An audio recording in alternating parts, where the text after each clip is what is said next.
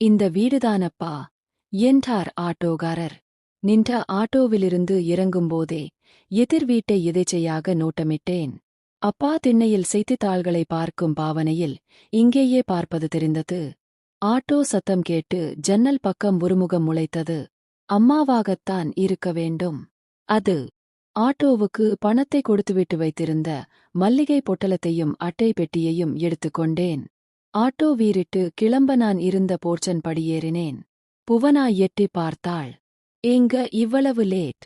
ஆட்டோவில வேற வந்திருக்கீங்க, என்னாச்சு? பரபரப்புடன் கேட்டாள்.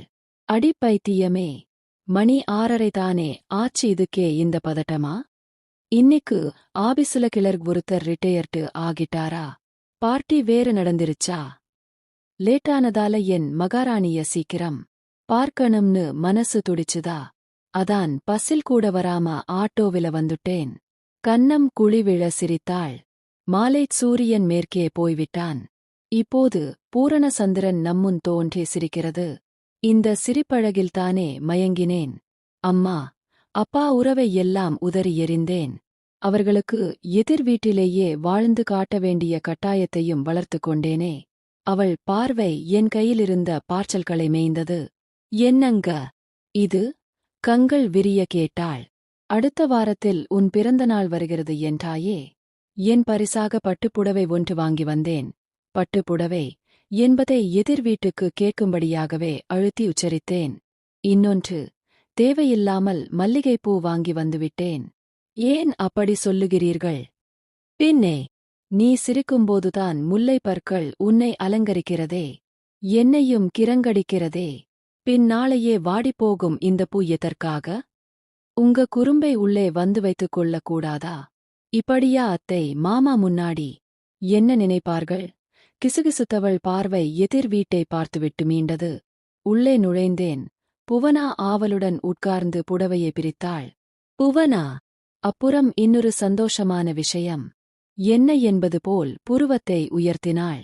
ஆபீசுல 15 நாள் லீவு போட்டுவிட்டேன். உனக்கு நிறைமாசமாயிருக்கிற இந்த நேரத்துல உடனிருந்து கவனிச்சுக்க வேண்டாமா? நமக்குத்தான் யார் இருக்காங்க? அவள் கண்களில் நீர்த்துளி ஒன்று பூத்தது. 1.5 வருடத்திற்கு முன்பு அம்மாவின் வற்புறுத்தலால் ஒரு வெள்ளிக்கிழமை அம்மன் கோவிலுக்கு சென்றேன். சாமி தரிசனம் முடித்துவிட்டு சாங்கீதத்திற்காக வெளிப்பிரகாரத்தில் அமர்ந்து அங்கு விற்பனையாகிக் கொண்டிருந்த பக்தி புத்தகங்களை வேடிக்கை பார்த்து கொண்டிருந்தேன். அவற்றுள் சனிப்பெயர்ச்சி பலன்கள் என்ற புத்தகம் மனதை கவர்ந்தது. அதை வாங்க எத்தனித்து அதை நோக்கி கைநீட்டிய போதுதான் இன்னொரு பெண்ணின் கையும் அதை நோக்கி நீண்டது. இருவரும் ஒருவரை ஒருவர் பார்த்து கொண்டோம். சார், இருப்பது ஒரே ஒரு புத்தகம்தான். எல்லாம் விற்றுத் தீர்ந்துவிட்டது. அதையும் 2 பேர் கேட்கிறீர்கள், என்ன செய்வது? கொடுத்திடுங்க. அவருக்கே அதை கொடுங்க. வேண்டுமானால் நான் அடுத்த வாரம் வாங்கிக் கொள்கிறேன். பெண்மைக்கே உரிய விட்டுக் கொடுக்கும் பண்பு என்னை கவர்ந்தது. அவசரமாக மறுத்தேன். வேண்டாம், அவங்களுக்கே கொடுத்திடுங்க. அப்புறம் நான் வாங்கிக் கொள்கிறேன். முல்லை மொட்டுகள் வெட்கப்படும்படியாக சிரித்தாள். வேண்டுமானால் ஒன்று செய்யலாம். இருவருமே சேர்ச்செய்து வாங்கிக் கொள்ளலாம். இருவருமே படிக்கலாமே. ஷேர் செய்து என்ற வார்த்தையில் என்ன மாயம் இருந்ததோ தெரியவில்லை. அவள் சொன்னபோது மனதுக்கு இதமாக இருந்தது. வாழ்க்கையாகவும் இருக்கக்கூடாதா? அடுத்த வெள்ளிக்கிழமையும் ஆவலில் அலுவலகம் முடிந்து கோவிலுக்கு வந்தேன்.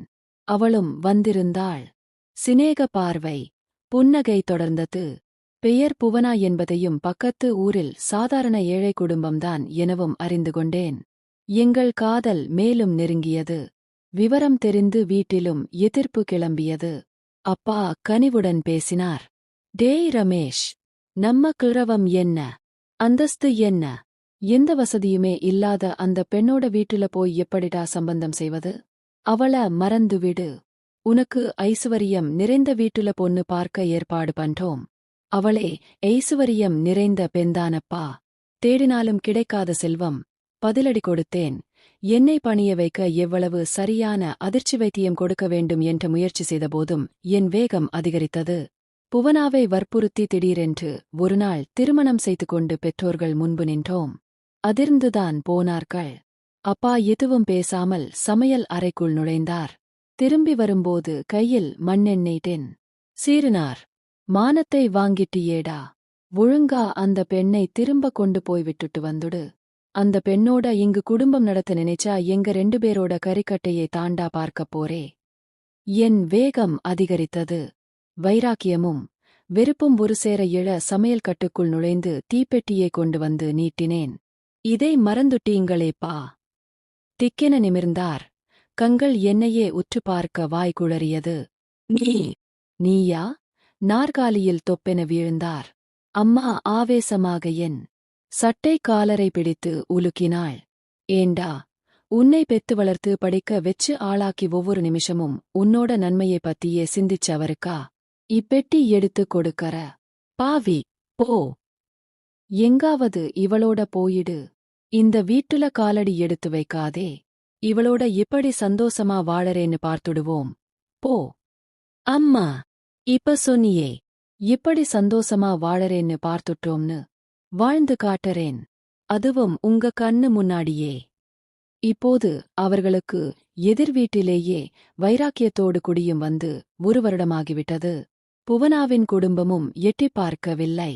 என் சந்தோஷ வாழ்க்கையை குத்திக் காட்ட தவறுவதில்லை. சென்ற மாதம் அப்பாவுக்கு ஹார்ட் அட்டாக் வந்து மருத்துவமனையில் சிகிச்சை பெற்ற போதுங்கூட போய் பார்க்கவில்லை.